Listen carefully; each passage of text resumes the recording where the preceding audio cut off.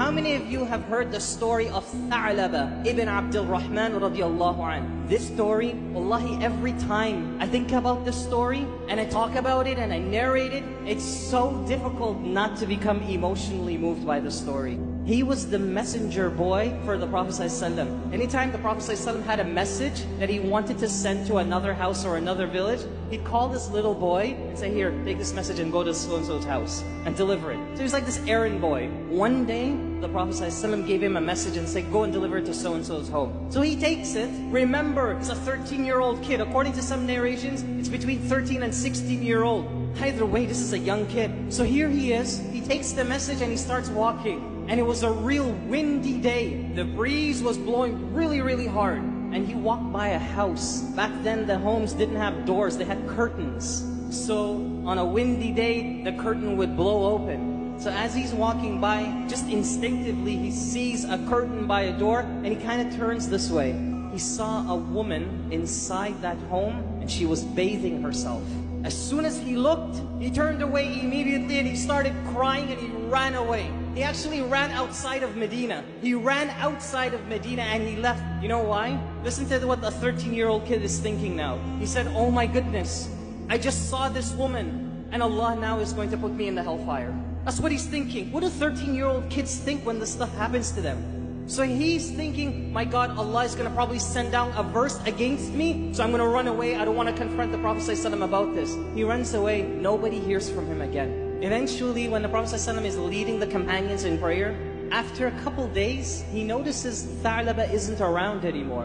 And he says, where's Tha'laba? Where is he? I haven't seen him. Imagine, this is the leader of the ummah. He's concerned about one child. All the companions and all of their problems and issues, he's concerned about this one kid. Where is he? What is the well-being of this child? So everybody's saying, we don't know, Ya Rasulullah. We haven't seen him in a while. The Prophet ﷺ says to Umar and Salman al-Farisi, he says, both of you, go out and find him. Go and look for him. Umar and this other companion, they go out and they start searching for Tha'laba, and they go outside of the city of Medina. They come across a shepherd. He has his sheep and his animals, and they come across him and they stop at him sort of like a service station. They want to refuel, so they want to get some milk and so on. This shepherd asks Umar, what are you guys doing here?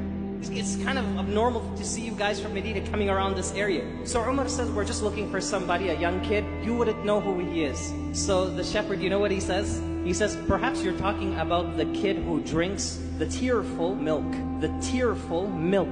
So Umar was kind of interested. What are you talking about? So the man said, every single day around Maghrib time, there's a kid that walks down from the mountains and he comes to me and he asks me for a cup of milk.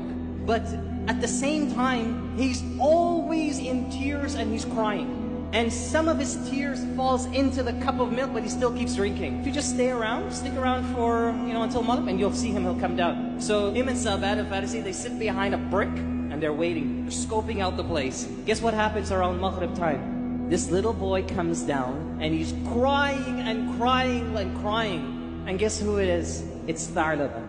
Tha'laba comes in, he gets this milk from the shepherd. Before he's about to drink it, Umar is watching all of this. Before he's about to drink it, he drops it to the floor. He's getting crippled. He can't come to grips with the fact of what he saw. Remember, this is a companion that didn't look on purpose. It was by accident. Umar came out and confronted him. Tha'laba looks at Umar and says, no, no, no, no, no. What are you guys doing here? Umar radiallahu anhu said, Tha'laba, we came to get you because the Prophet ﷺ would like to see you.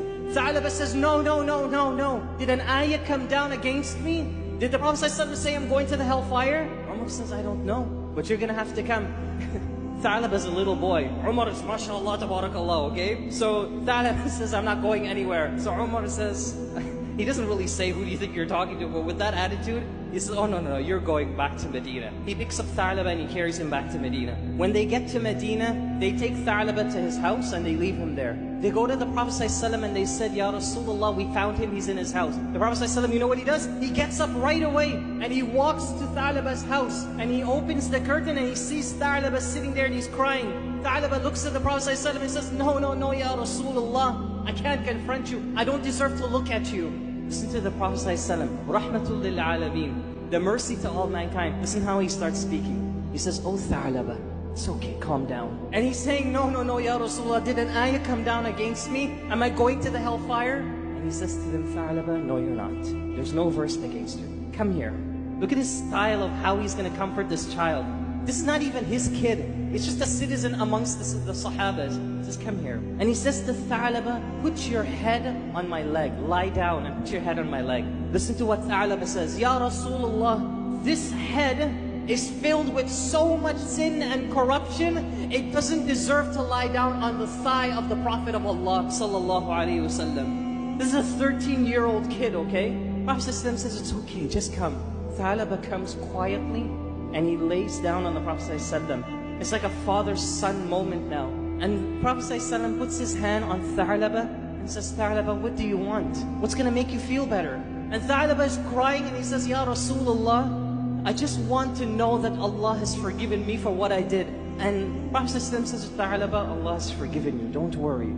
Guess what happened to Tha'laba? His whole body started shivering. The Prophet ﷺ is looking at him and said, Tha'laba, tell me, what's happening to you? And he says, Ya Rasulullah, I feel as though there are ants walking through my bones. And the Prophet ﷺ says, oh Tha'laba, say the Shahada, because death is coming to you right now. Imagine this kid, what happened to him, where he went and where he is at this moment. He's dying on the lap of the Prophet ﷺ. And he starts shaking. And before you know it, after a few moments later, Tha'laba dies. He went from a kid that seen something that he thought was the end of the world for him. He started to repent and felt bad and felt horrible about himself. He came back and here he is, he dies on the lap of the Prophet of Allah sallallahu alaihi wasallam. The Prophet ﷺ picks him up, shrouds him, prays the janazah over him. On the day of the funeral, they saw the Prophet sallallahu alaihi wasallam walking on his toes. He's kind of tiptoeing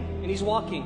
Umar radiallahu anhu, he saw the Prophet ﷺ do this. And he said, Ya Rasulullah, you're walking on the tip of your toes. But we the people, we've given you so much space to walk. Why are you doing that? Because he was doing it in such a manner as though it was very crowded. The Prophet ﷺ looks at Umar and says, oh Umar, the reason why I am walking like this today is because there are so many angels present at the funeral of Tha'laba, I don't have a place to move. You see what happened? Where he went? Where is our life today? When we see something haram, when you just like, simple like you turn on the news or something, and you look at the screen. A lot of the kids have Facebook today. What are kids doing today? Look at your role model. Look at this 13-year-old Tha'laba radiallahu anhu, what he does.